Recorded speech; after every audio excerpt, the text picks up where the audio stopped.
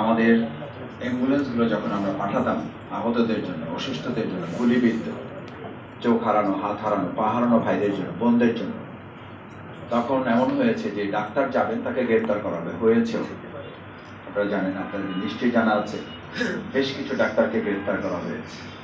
এবং সেই গ্রেপ্তার যে প্রশাসন করেছে শুধু তা না, সেই গ্রেপ্তারের ছাত্রলীগ, যুবলীগ, স্বেচ্ছাসেবক লীগ, তারা আমাদের এই ডাক্তার যারা তাদেরকে সেবা দিতে গিয়েছে তাদেরকে ধরিয়ে দিয়েছে, তাদেরকে ওখানে রুমে আটকে রেখেছে। আমরা আজকে আপনাদের সেই সীমাহীন সাহসী বলিষ্ঠ ভূমিকা যারা পালন করেছেন, যারা জানতেন যে অ্যাম্বুলেন্সটি নিয়ে রুগীকে উদ্ধার করতে গেলে হয়তো আপনি শুধু রুগী হবেন, আপনি হয়তো শহীদ হয়ে যাবেন।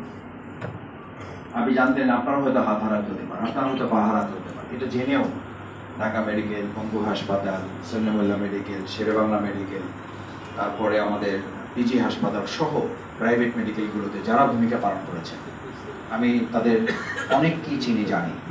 অনেকে এখানে উপস্থিত আছেন, এই স্টেজে তারা এখানে আছেন। আমি আপনাদের সেই অসীম ভূমিকার কথা স্মরণ করে আপনাদের প্রতি কৃতজ্ঞতা জানাই এবং আল্লাহর কাছে উত্তম যাজা কামনা করে যেন ভবিষ্যতে দেশ এবং জাতির প্রয়োজনে আপনারা শুধুমাত্র একজন মানুষ সুস্থ করা না, একটা জাতি এবং দেশকে সুস্থ করার এই ভূমিকায় আগামী দিনেও আপনারা অগ্রণী একটা ভূমিকা পালন করার সুযোগ যেন আপনাদেরকে আল্লাহ তাআলা দান করেন। সম্মানিত ভাই এবং বোনেরা, ঈদুল আজহা বা প্রত্যেকটি ঈদ ইমানদারদের জন্য আসলে আমাদের এটা ত্যাগের শিক্ষা দেয়। দেখেন, আজকে যদি আমরা ঈদুল আজহার শিক্ষা নিই, ঈদুল ফিতরের শিক্ষা নিই। ঈদুল ফিতর কেন? ঈদুল ফিতর হয়েছিল তো এই জন্য যে আমরা 30 দিন স্যাক্রিফাইস করেছি।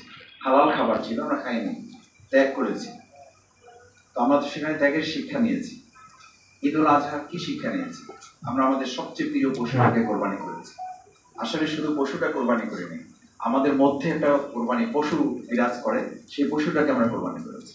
সেই পশুটা কি? সেই পশুটা খাইতে চাই, সেই পশুটা অন্যায় করতে চাই, সেই পশুটা অন্যের উপর আধিপত্য বিস্তার করতে চাই, সেই পশুটা অন্যের উপরে স্বৈরাচারী মনোভাব পোষণ করতে চায়, সেই পশুটা অন্যের উপরে বৈষম্য করতে চায়, সেই পশুটা অন্যের উপরে ফ্যাসিবাদী চরিত্রের প্রতিফলন ঘটাতে চায়।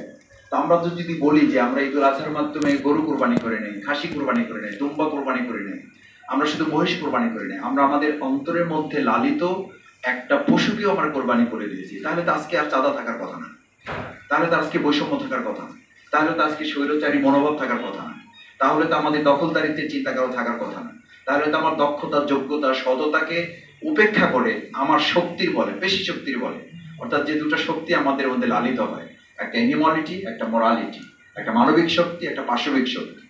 ঈদুল আজহার মূল শিক্ষা তো ছিল যে আমরা পাশবিক শক্তিটাকে জবাই করব। আমরা তো আসলে গরু জবাই করেছি, এটা প্রতীকী। হযরত ইব্রাহিম আলাইহিস সালাম তো গরু জবাই করার জন্য যান নাই, গিয়েছিলেন দুম্বা জবাই করার জন্য, গিয়েছিলেন উট, খাসি, মহিষ জবাই করার জন্য গেছিলেন তো তার সবচেয়ে প্রিয় জিনিস তিনি আল্লাহর জন্য কোরবানি করবেন। আল্লাহ তাআলা ওটা কবুল করেছেন, কবুল করে এটা রিপ্লেসমেন্ট দিয়েছেন যে ঠিক আছে, তোমার উদ্যোগ আমার কাছে পছন্দ হয়েছে, তুমি নিজেকে ডেডিকেট করেছো, নিজেকে সাবমিসিভ করেছো, আমার কাছে কমপ্লিটলি তুমি সারেন্ডার করেছো, দিস ইজ এনাফ।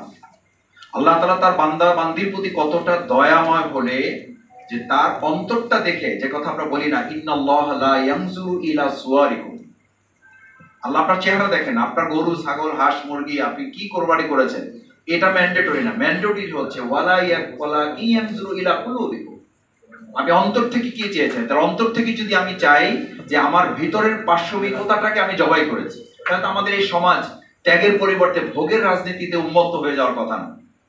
তাহলে তো আমাদের এই সমাজ শহীদদের চেতনার বিপরীতে আজকে শুধুমাত্র বিচার এবং সংস্কৃতি ছাড়া, বিচার এবং সংস্কার ছাড়া আমাদের আজকের যে জুলাই বিপ্লবের যে চেতনার কথা আমরা বলি, সেই চেতনা বৈষম্যহীন একটা সমাজ বিনির্মাণ করার কথা, সেটা বাদ দিয়ে শুধু একটা নির্বাচন আমাদের হয়ে গেলে সব ঠিক হয়ে যাবে, এই কথা যদি ঠিক হতো তাহলে বিগত 53 বছর তো এটা হয়ে যাওয়ার কথা ছিল। আমরা এখন বলি নির্বাচিত সরকার না, তো নির্বাচিত সরকার 17 বছর তো ছিল আমাদের। তো নির্বাচিত সরকার 17 বছর থাকলে আমরা কেন আমাদের অধিকার থেকে বঞ্চিত থাকলাম? তাহলে নির্বাচিত অনির্বাচিত এটা যত গুরুত্বপূর্ণ, তার চেয়ে গুরুত্বপূর্ণ হচ্ছে সেই সরকার জনগণের চিন্তা, চেতনা, দৃষ্টিভঙ্গি, পরিকল্পনাটাকে তিনি অনুকরণ করেন। আজকে যে সরকার আছে এটা নির্বাচনী তরবরিচে এটা চেয়েও গুরুত্বপূর্ণ হচ্ছে, তারা তো নিজের চেয়ে এখানে এসে বসেন নাই, ছাত্র জনতা একটা বৈপ্লবিক পরিবর্তনের মাধ্যমে তাদেরকে এখানে নিয়ে এসে বসানো হয়েছে। সম্মানিত ভাই এবং বোনেরা, দ্বিতীয় যে কথাটি আমি আপনাদের সামনে উল্লেখ করতে চাই, দেখুন চিকিৎসক হিসেবে আমরা আমাদের কি কি গুরুত্বপূর্ণ মনে করি। রাসূল করিম সাল্লাল্লাহু আলাইহি ওয়াসাল্লাম আমাদের জন্য এটা খুব গুরুত্বের সাথে বলেছেন, একজন মানুষের অসুস্থতা তার শরীর থেকে হয় না, একজন মানুষের অসুস্থতা তার ব্রেইন থেকে হয় না, একজন মানুষের অসুস্থতা তার হাত থেকে পা থেকে হয় না, তার অসুস্থতাটা শুরু হয় হার্ট, তার হৃদয়, তার কল থেকে। আপনারাও বলেন, আপনারা যখন একজন অসুস্থ রোগীকে আর কোনো পথ খুঁজে পাওয়া যায় না, তখন আপনারা তাকে সান্ত্বনা দিয়ে বলেন মনের দিক থেকে শক্ত থাকে। তার মানে সুস্থতা শুরু হয় যেখান থেকে, আবার অসুস্থতা শুরু হয় যেখান থেকে, সুস্থতার শেষ ঠিকানাটা ওখানেই আপনারা তাকে দেখানোর জন্য চেষ্টা করেন। আপনি থেকে মনের দিক থেকে সাহস দিয়ে বলেন কিছু হয় না, আপনার সব ঠিক হয়ে যাবে, হয়ে যায়। আমি 2006 সালে একজন রোগীকে দেখতে গিয়েছি, একদম মানে টপ মোস্ট একজন ভালো চিকিৎসককে নিয়ে। বলছে মাসুদ ভাই শেষ দেখা দেখে দেন, একটু দোয়া করে যান। আমি তখন ছাত্র শিবিরের কেন্দ্রীয় সভাপতি, একদম ভালো শিল্পী, নাম বললে আপনারা চিনে ফেলবেন। আমাদের শিল্পী আমাদের ভুলে গেলাম, সাইফুল্লাহ মানসুর ভাইয়ের সাথে যে কাজ করেন আরেকজন, হ্যাঁ বাইজিৎ ভাই, ওনাকে দেখে, উনি তখন ক্যান্সারে আক্রান্ত, আমাদের স্কয়ার হসপিটালের পাশে সমরিতা হাসপাতালে উনি ভর্তি। দেখতে গিয়েছি, চিকিৎসকরা আমাকে ডেকে নেন, বললেন মাসুদ ভাই দোয়া করেন, আমাদের সব চেষ্টা আমরা শেষ করেছি, এখন বাকি আল্লাহ তাআলা যা ফয়সালা। উনি সুস্থ আছেন, ভালো আছেন এখন, সেই 2006 এর এখন কত। তো তখন ডাক্তার এবং আমরা সবাই মিলে ওনাকে বলেছিলাম, আপনি তো বুদ্ধিমান মানুষ, ইমানদার মানুষ, সব জানেন বোঝেন, শক্ত থাকেন, সব ঠিক হয়ে যাবে। দুনিয়ার চিকিৎসা যেখানে শেষ, সেখানে আল্লাহ তাআলা তো তিনি হচ্ছেন উত্তম শেফা দানকারী।